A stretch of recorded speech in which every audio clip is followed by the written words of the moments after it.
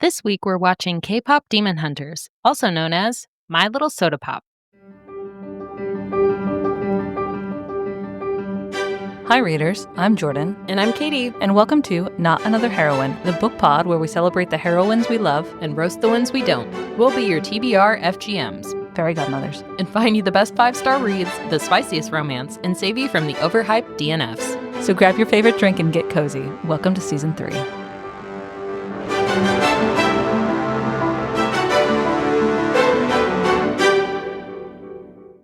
It was only a matter of time before we talked about this. If you have not seen K-pop Demon Hunters, what are you doing with your life? Yeah. Especially if you're a Romantasy reader. Yeah. But I feel like all of us have probably been inundated enough with all of the thirst trap TikTok videos on Instagram that you've probably gotten maybe what you need from it. And then you can just, listen to the soundtrack and go on with your life. But the movie is very cute. And it's cute the way old Pixar or old Disney movies are cute. The music is really good. The style is awesome. It's catchy. There's funny characters. There's adult humor that you can get away with because it's still somewhat of a kid environment. Yeah. I was surprised because I don't even think this was on my radar until all of a sudden it was on Netflix for you, and I watched the trailer as I was trying to find something to watch, and I was like, "What the fuck is this?" I'm already invested, and it's a stupid trailer at the beginning. You get that dun dun dun dun. You're like, "Okay, I'm sold." So my partner had the best "I told you so" moment because of this show. So he and I struggle to find things to watch together. We have very, very different tastes in shows and movies. It's rare where we line up, except for the Great British Baking Show. It's the only thing we watch together. I want a Venn diagram of how that works. I know, right? But a few weeks ago, he was sitting on the couch. He's like, "Hey, I think you'd like this. Let's try it." I'm like, and I had just seen pictures of it. I'm like, "Absolutely the fuck not! I am not watching this stupid show." He puts it on. We get to the very first song, and I am invested, glued to the TV. And he has this shit-eating grin on his face, called it. Yeah, so checks out. Well, it's just those the first song when they're on the fucking airplane. I'm like, oh, okay, I'm just gonna sit down for the next hour and a half, get some snacks out. Whoever was in charge of the music on this show killed it. Dog. I guess there have been, I think twice the girl K-pop band played some of the songs from the soundtrack at Lollapalooza or something, and just phenomenal. Everybody who was singing in this movie was incredible. The voice actors are amazing. The songs. I watched this super in-depth TikTok about, I think it's the song Golden, about how they I know nothing about music. Let me caveat that. But they put the notes in a certain chord or key so that it keeps making you want to listen to the next line because it's not resolved or something. Maybe I'll have to link the TikTok video because I'm not doing it justice. But he literally explains why it's so addictive. It's yeah, checks out. And let's talk about soda pop because I'll just be going about my business and I'm I'll start singing it into the little shoulder shrug thing. No. But I guess the true question here is, are you Team Huntrix or Team Saja Boys? Dude, maybe this is the right time to talk about my embarrassing moment. I was texting with my partner, and I sent him a screenshot of something, and he zoomed in on my screenshot where it has what I'm listening to at the very beginning and the little toggle bar thing at the top on iPhones, and it was the Huntrix playlist, and he's like, "Oh, are you listening to Soda Pop?" And I was like, "Yeah." But I was actually listening to Your Idol, and I didn't wanna lie. It's I'm listening to Soda Pop's, slutty older brother, I don't really wanna admit to that. So, What's Saja Boys, obviously. It's you can't how can you not love the Saja Boys? And then the duet that the lead Huntrix girl sings with Hot Demon Boy. God. Oh my god. Your Idol, just, everything about it. If you like dark romantasy, that's your theme song. It's this whole movie is filled with tropes that we've seen in all of our books. To say nothing of all the tropes that we see in K-dramas that are just, like, kind of tongue in cheek laughed at throughout this movie. Mhm. It's There was a couple that I feel like even I recognized, and I'm like, I don't watch, K-dramas that often, but it's like, "Wait a second." Like, I think the scene where he, like, holds her for the first time or something, and it, like, zooms in on his face, and it's, like, slow-mo and the, like, music in the background. I feel like regular people would be like, "What the fuck is happening?"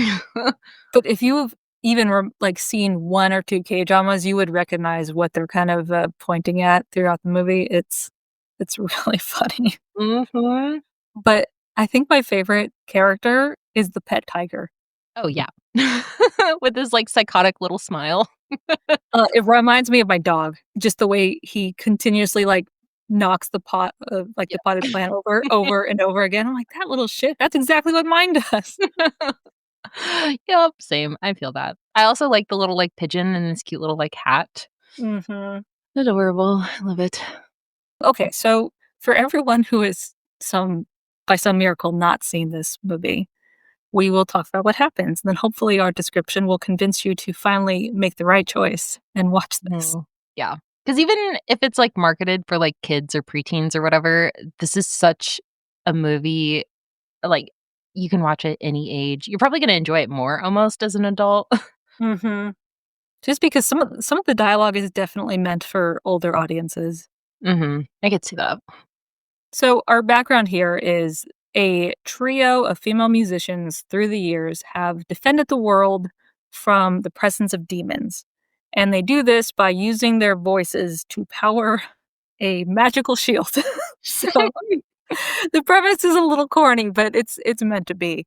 And this shield prevents the demons from breaking through and stealing souls from the world. So this has been going on for centuries until we get to present day and our girl group Huntrix, who is composed of the three typical like female leads. We have the badass lead singer who's uh, how do you want to describe her? Like She's Blossom from the Powerpuff Girls, like, very yep, type A, controlled. she's the I don't wanna be special girl, but I am special in the worst way. Mhm. I mean, she has purple hair, like, Yeah, and then we starting off, strong. and then we have the shorter girl who is the sweet, bubbly, not airheaded, but kind of I don't know, what's a good way to describe her? I feel like the bubbly character, but it's fun because they kinda turn that trope on its head by also making her the rapper of the group. Mhm. That she grew up in the United States and, can take on anyone in a rap battle. I thought that was, like, a fun way to make her a more, like, nuanced, dynamic character than just the, like, I feel like some Romantasy authors could maybe take Take notes. some notes. Yeah. Yeah. And then there's the last girl who is the tallest. She's your Wednesday Addams character who's got Mhm. lots of trauma. She's got a bit of an attitude. You will love her. You almost want her to have her own story. It's Mhm. solid. Well, especially because somehow, the math works out that she has, like, 2 boyfriends on the Saja Boys that are, like, obsessed with her. I feel like that's one of those, like, why choose, fantasy romances. Mhm. So they have like the movie opens with Huntrix on a plane eating ramen, and they're on their way to a concert when all of a sudden demons pop out of nowhere on their plane, and we get our first opening sequence of music and them killing demons. They land in the concert arena to screaming fans, and that's kind of your overall introduction to Huntrix and the demon hunters, Mhm. basically. I just love the fact that this was supposed to be, like, the end of their world tour or whatever, and then the main character what is her n name? Uh Rumi? Rumi, yeah. She's, like, immediately like, "Oh, well, we can't really, like, lose our forward momentum. I'm going to release this, like, brand new single we have and, like, embrace your one day of relaxation because tomorrow we're gonna do, like, a whole music video and another leg of the tour." And the other 2 are like, "Are you fucking kidding me?" Yeah, Like, like, dog. they want PJs and couch time once they get back to their apartment. But I feel like that's a very type A sort Mhm. of, "What do you mean relax?" They very much, like, compartmentalize each of the individual characters to put them square into each archetype for, like, a heroine lead, so Mhm, everyone had a bit of something. Um, mhm. what that's one thing that this movie does very well, which is portray, like, each individual girl as having her own problems and struggles and strengths, but also combining those 3 and how they're stronger together. Oh, Yay. There's a message. so cute.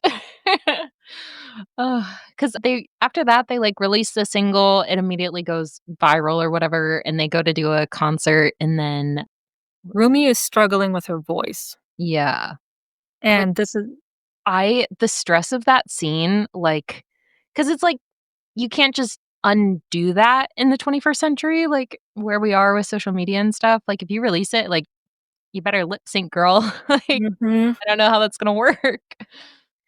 I thought the way that they revealed Rumi's struggle was kind of interesting because they didn't do it right at the front. It was kind of this gradual reveal of what she's dealing with, which is the fact that Rumi's a demon too, or she's got demon blood. Mhm, And that was kind of this aspect of her character that made her way more kind of dynamic in the sense that she has been struggling internally for years over hiding this secret demon blood that she has, and it like manifests in these purple tattoos that kind of ripple under the skin. mhm, So she never goes to the spa with her friends. She always wears like very covering clothes, and she's got mhm. a maternal figure, I think, who's an aunt who's been Celine? yeah, who's been trying to keep this on the down low so she can, like, maintain her life. Mhm. I feel like you bring up a good point because I think a lot of romantasy authors could kind of, again, take note of this as a mechanism. Because a lot of the times in these romantasy books, we're immediately kind of, like, told what the heroine's, like, main issue is, but I think this one kind of, like, naturally brings in this, like, conflict with her natural kind of, like, personality where you really wouldn't know that the conflict is happening until the author felt the need to, like, kind of expose it.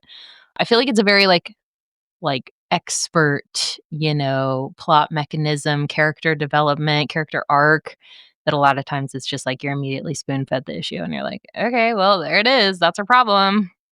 The storytelling skill and in the script writer and in this director is out of this world. All I want is for them to turn this into an actual, like, PG-13 or R-rated 16-episode K-drama with real actors, like, Oh, please give that to me. I feel that. Well, I mean, all of the people that were singing in this are, like, drop dead gorgeous, so, I mean, they could just, figure out how to act and Use the it'd be, like, same people. perfect. Yeah. 'Cause I was kinda thinking Violet in Fourth Wing, that could have been, like, a really good kind of introduction to her Ehlers-Danlos whatever Mhm. disease is just, like, all of a sudden she has to go to writer school and it's like, "Oh, no, like, I'm really, like, stressed and pressed about this," and it's not until, like, the first event where, like, something, she has to fight or whatever that you then are, "Oh, I have this, like, disease problem thing and it makes all of these issues for me." You know what I mean? Like, I feel like that would have been more effective than just immediately being told, like, "I have soft joints." I think that's something that we've been seeing over and over again in, like, current romantasy books is that this reliance on telling the reader what's going on Mm, rather than letting the reader find out and showing them, which mhm, is, "I'm gonna tell you in first person all of my trauma and all of my problems so you like me," yeah, instead of what you just described, which would be Violet getting into a battle, her elbow breaks. "Oh, shit, this is why she's so stressed." mhm. It just makes it more engaging. So it's kind of, like, frustrating that we have these books that are could be way better and they're not, but then we get a TV show that does it perfectly. Yeah. Do you think that it speaks to a difficulty level for reading audiences? Mm. I was thinking about this the other day, and I don't know if it's like a dip in reading comprehension levels or if it's like, opening up to broader audiences than just like your traditional reader who's probably someone that's been, reading for decades at this point, or if it's authors being kind of like nascent in their writing abilities. And so they like can't really conceptualize a way to just, like, leave little tidbits for the reader to, pick up instead of just like, "Blah, blah, blah, blah, here goes." So I don't know, it could be like a mix of both, but because it does seem to be books that have been published, like, recently. So I don't know if it's, plus lack of editing. or too much editing, I would say, on Yeah. some I don't know, dude. Massager boys. Yep. Immediately soda pop. I love it so much. It's funny too because they're trying to find all of these, like, ways to help her get her voice back. They go to this, like, kind of somewhat sketchy doctor. He gives them a bunch of, like, juice packets that are allegedly gonna work. And then all of a sudden, there's this, like, song that starts to play from this free concert, and it is Soda Pop by the Saja Boys, and everybody's like, "Oh my god, they're kinda good." And it's funny because immediately following this free concert where everyone's like, "They're amazing," and the girls realize that this new boy group is demons, not boys. They immediately go viral and everybody's phones has, like, people doing the dance and stuff. It's just funny because, like, now Instagram is people doing Doing the same thing. like, I life imitates art. I love how they did the Soulja Boy's introduction though, because they're like, the girls are walking down the street, they hear the song, and there's a big crowd around, and then they see this boy band performing, and then they zoom in and, like, you see the shirts right up and the rippling abs, and then the fake cartoon hearts, like, getting shot and knocking women off their feet. Honestly, accurate. You know what I mean? Yeah, exactly. I feel like, K-pop fans are a little bit like feral sometimes, and it really does end up being like that. But that's just, like, one of many instances where it's definitely poking fun at, like, the K-pop artificial culture that's been created. Not that I'm complaining about the artificial culture. Mhm. I'm a fan. She was so earnest when she said that. But it's fun if you've watched any kind of K-drama or listened to K-pop. Yeah. So, Um, I think after that, it's just this, like, competitive middle part where the Saja Boys are becoming increasingly popular, and Huntrix still can't figure out what to do about this whole, like, throat thing. And then they have the idol competition? the idol competition is coming up, but then we also have this one-on-one confrontation between Oh, mhm. Rumi and I just call him Girl Dinner at this point. Accurate. I love that. What's his Oh, actual Genu. name? Oh, yeah. So Genu is the lead singer for the Saja Boys, and he has a dark, tragic history because, of course, he does. Obviously. Every male hero does in Romantasy land, and he was, 400 years ago, this poor, I don't know, peasant scholar. I don't know what exactly he was, but he wanted to rise from poverty. Demon King makes him a deal, gives him this amazing voice. He becomes like a court, I don't know, entertainer And yeah. and then he abandons his mother and sister to die in poverty, and so he's Ooh. tormented for 400 years over his guilt. It's kinda funny. Is he a shadow daddy? Yeah. Without a doubt. You're like, "Girl, obviously." That's common sense, I fear. He's literally a demon. But it's crazy though, because I feel like I've been kind of sick of shadow daddies because 'cause they're just, actually good people, but have dark magic, apparently. But he's actually kind of like Evil. yeah, like, not a good Mhm. person. Yeah, he abandoned his family for fame and fortune and then, continues to do bad stuff. So he finds out that Rumi is also somewhat demon-esque, and he's promising her that he can help her overcome this thing. If they work together, they fall in love in the span of 10 minutes in this movie because it's a kids movie. Oh, I will say though, the, like, bathhouse scene where they're, like, hanging out there and then bad guys attack and then her jacket is ripped and she's moments away from her friend seeing her, like, purple tattoos or whatever, and that's when he realizes that she's part demon, and so he, like, goes to attack her, but instead he, like, wraps up her arm so they don't see the tattoos or whatever. It's one of those, like, "Oh, wait a second. What is happening? How did I become so invested all of a sudden?" One of those non-sexual, non-romantic moments that still has so many overtones to it, because it Yeah. just foreshadows everything to come. I feel like there was something on the fantasy subreddit or fantasy romance subreddit that was talking about, like, "I don't even want spice anymore, I want, like, longing, and it's, like, Mhm. 2 books for a touch of the hand." This was, like that was more satisfying than I think, like, a kiss scene would be or any equivalent, you know? Exactly. Oh God. So there's this back and forth period where Rumi and Genu are kind of dancing around each other, trying to figure out what they mean to each other. We have the classic, love song in the middle of the movie. That's your Mhm. 65% mark. A love song. Yeah. What a good euphemism. And they finally get to the Idol Awards. Rumi seems to be getting her voice back. She seems to be overcoming it somehow. But Janu does this whole setup to kind of betray her for his demon boy band to win and take over, and then expose Rumi as a demon to the other Huntrix girls. Mhm. Oh, yeah, because they do, like, a body swap thing. Oh, Oh, I yeah. forgot. There was something maybe you'll know, but, like, in the middle, I feel like the plot kind of dragged, and maybe it was because there wasn't actually any kind of, like, outside conflict besides her being, like, half demon and having to, like, keep it on the inside, but I feel like that, 40 to 65% kind of, like, dragged a little bit, which is interesting because I would say with, like, Romantasy books, that doesn't always happen. It seems to be, like, after the 65% mark that it drags, but this was, like, opposite.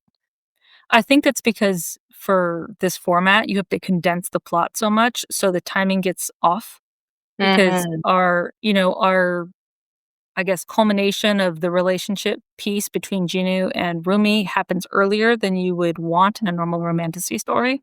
So then you're Mm. forced to kinda have that, like, lull of, Yeah. like, no conflict, and then what it's replaced by is the conflict between Rumi and then her friends when they find out that she's a demon and she's been hiding from them for, years. Yeah. Because it was interesting. Normally in romantasy books, I'll kind of fall off once we get to that, like, 65, 70, completion of the, like, romantic subplot, where it's like the fantasy isn't strong enough to stand on its own, so you kinda get bored for the last percentage, but it's interesting that the, like, actual plot outside of the romance of this was, like, heavy enough to keep your interest, but then still that it was kind of, like, intrinsically tied with the romantic subplot. Like, there's a lot of lessons I think that can be, like, learned from, like, a Romantasy author perspective from this, like, how they tie it in. Which is fascinating because none of the, like, tropes or relationships or archetypes that they introduce are new or in any Yeah. way kind of unique. Like, everyone likes this because everyone's seen it before, they've just packaged it up in a brighter, sparkly wrapping. Mhm. You're gonna hate this, but if this was a Romantasy book, it would have to be dual POV. Ah! It'd have to. Well, okay, I read dual POV. I like dual POV. I just What? don't like wait, listen, I just don't like it when it's done in first person. Oh, okay, okay. Oh, 'cause this could be third person. Yeah. It probably would be better in third person. Mhm. Interesting, okay. Hmm. Hmm. I don't think I like that. There's Fair just point, something there's just something about, like, the same writing style and voice being used for 2 supposedly very Oh, different characters and genders, it just doesn't jive for me. that's Um, fair. It would be interesting if this was a Romantasy book because I feel like Gino's voice would have to be very, like, nuanced because 'cause he'd be someone that's been alive for 400 years and during some kind of, like, intermediate period when he was banished to the equivalent of hell or whatever, that he, like, really wasn't doing anything, so he should probably talk like a, you know, like an old, in you know, feudal era, feudal lore, yeah. His Yeah. Korean is But gonna be, see, like, very antiquated. I was about to say it'd be fun to see how he'd, like, have to, like, navigate that, diction-wise as he does, like, interviews for, the modern social media and stuff. That'd be, like, a fun I don't know, people are missing out on the, 500-year-old Fae, like, make him Mhm. sound like a fucking grandpa, you know? I did really enjoy that they put all of them in those silly Joseon I'm not saying that right, era hats, the ones that with the super wide brims. They're hot. I You know what I mean? I don't know that I feel like readers, you should know that Jordan isn't often on, like, Instagram or social media, but have you seen those cakes where people will print out, "Hear me out" characters, and you, like, put it on and you have your, like, friend group, like, "Oh, no, I kinda get it," and it's, like, animated characters or someone, like, kind of out of pocket of, like, "Hear me out, but" Have you seen Yeah. those? Yeah. Okay, yeah. He's for sure easy, done, like, you put it on the computer, be like, "Yeah, obviously, come on, next." Yeah, but I don't know what's sexy about him, but, you know? see, this is why you have to watch some of the older K-dramas that take place in, Mm. they're period K-dramas. They're like, you get to love the hats. I don't know why, like you said. I feel like it's very Shabraith coded, I don't know why. Yeah. But then the idol competition happens, we get the betrayal from her friends who are body doubles, everybody finds out that she's part demon, and then the Saja Boys host, like, a, like, second attempt idol, It's an free concert. underworld idol, like, Yeah. the demon kingdom has taken over, and so everyone are losing their souls to the evil Sacha boys, but everyone's happy about it. I would be too. I mean, like, I'm here for it. You can have Dog, mine. as soon as they popped up onto the stage with the, like, fucking beginning notes of "Your Idol," like, I'm like, "Oh, yeah, yep, I'm here. Send me to hell. Reporting for duty." We're all going to hell for the Sacha boys. Oh my god, because I don't know what it is about that fucking song, and also, like, it's like, "Get on your knees, something, something, I'll be your Oh, idol," like, I know. dog. Dude, that's one of my it's on my running playlist, and every time it comes on, I'm like, "I'm gonna run a little bit faster for this." I if you don't have any interest in watching this movie, just listen to this song, Your Idol, like, God. I don't know what it is, they put crack in the music. For real, though, I think it's anyway. At the very end, the Demon King is about to win. Rumi is kind of standing on her own, and then, of course, Genu does the ultimate sacrifice. He gets in the way of the Demon King. His spirit kind of crumbles to dust, and we get this, like, very cute last goodbye between him and Rumi. And that's it. Like, Huntrix wins, girl power, great. Yeah.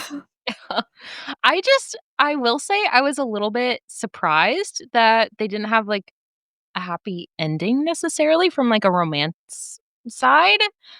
Is that, like, common in K-dramas? Like, it I was kind of a tragedy. I will say it's not uncommon to have Mm. a sad ending. That's why I always read the synopsis and always read about the last episode before I commit to a show. I can't handle the sadness. Yeah, because it makes me wonder if they're gonna do, a K-pop Demon Hunters 2 and There's have no way Netflix is gonna allow them to not have a second season after the success of, like, K-pop yeah. Demon Hunters. The only thing is, though, I don't know how you can top those songs. Yeah, You're like, I don't I know." don't know, Good but point. I don't like, I would never have pegged this movie as being successful in the first place, so Yeah, and I've been apparently, like, recommended a bunch from my Instagram algorithm of people, like, watching for the first time that golden song at the end when she's, like, singing on her own and then her, like, friends. Oh my god, everybody, like, freaking out, and they're like, "I have goosebumps because that song also is incredible, like, the timing of it, like the song, their love song, I think it's called "Free" or something, where they're oh, singing yeah. to each other about being free when they're together. That has a special place in my heart. Aw, super cute. As I'm over here like the slutty, like, get on your knees song. It's just a flashback to our Virgin and the Harlot episode, like, Pretty much. Virgin and the Harlot part 2. But, okay, so let's say that you have watched this movie because it was super popular, but have not watched any other K-dramas, then you need Oh, to yeah. watch Crash Landing on You. Oh, yeah. Oh my god. I just restarted it. I'm on episode 5. That's It's like a fair. once a year kinda watch. Mhm, yeah, 'cause I feel like it's like the more put together older sister of K-pop Demon Hunters. Mhm. If I had to, like, personify it as a person. I'm trying to think of any books that are similar, like actual, like, romantasy or That's a good fantasy romance. question. I really can't think of any. I thought One Dark Window by Rachel Gillig was going to be this, but then the demon in her head ended up not being the love interest, which kinda threw me for a loop, I'll admit. Yeah. Yeah, I did not like that aspect of One I Dark Window. don't I think I've really read a book like this. But it's weird because there's so many examples of, like, the Genu character. Mhm. But yeah, we need okay, this is a call to fantasy. I hope that there are some books that are influenced by K-pop demon hunters that come out that are, like, good. Where it is some kind of, like, demon who's trying to get his soul back and a girl and they fall in love, but then he betrays her, but then he has a moment of, like, golden-heartedness at the end, and I'd read the shit out of that, let's be real. Isn't that kind of ACOTAR and the 2nd book? Yes, and I don't like it. I I mean, hmm.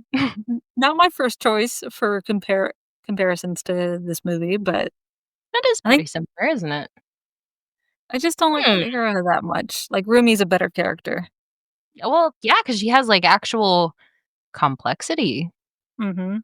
Think about it. Hmm. But, hey, Mira and Zoe are just like Nesta and Elaine. Wow, yeah. Mm. Hmm. I hate Nesta, though. Yeah, this might be a good place to close out. Yeah, we are not following this metaphor along any further. No. So, readers, Cutting that off. if you have a similar book to K-pop Demon Hunters, please post a comment. We'd like to read it, please. I'm gonna go watch this movie again. That's fair. I'm just gonna listen to Your Idol another 80. I'm embarrassed that it's probably gonna come up on my Spotify, Wrapped at the end of the year where it's like Your Idol is number 1. You know it will. It's gonna be a little bit humiliating, but it's fine. Well, from our screen to yours, We'll see you on the next page. Scene. Thing. show, whatever.